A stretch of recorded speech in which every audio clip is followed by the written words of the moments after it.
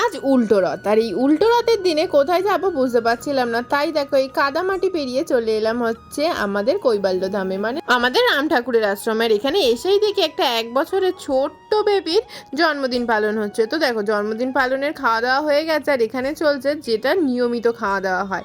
তো দেখো এখানে সেই প্রত্যেকবারের মতো সবার শেষে এসে পেয়ে গেছি অনেক অনেক খাবার। দেখো প্রথমেই আলু ভাজা দিল, দেখলে এক গাদা আলু ভাজা দিল, ভাত দিল, ডাল দিল। আর এইগুলো আমাকে এত এত কেন দিচ্ছে জানো? তার কারণ হচ্ছে শেষ পাতে তখন অনেক পাওয়া যায়, মানে হচ্ছে কি বেঁচে যায় যেহেতু, এত তো কে কী করবে, ওই জন্য লাস্ট পাতে কিন্তু অনেক খাবার পাওয়া যায়। তো দেখো এখানে তারপর আর 1 মিনিট, এটা কিন্তু এমনি এমনি দেয় না, এখানে কিন্তু 80 টাকা করে এখন টিকিট হয়ে গেছে। আগে যেটা 60 টাকা দিল সেটা এখন 80 হয়ে গেছে। তো দেখো আজকে কিন্তু যেহেতু উল্টো রথ ছিল, অনেক মেনুও ছিল, কিন্তু তার সাথে দেখলে সয়াবিন ছিল, ধোকা ছিল, আর তার সাথে ছিল হচ্ছে মিষ্টি চাটনি, আর হচ্ছে তোমার পায়েস।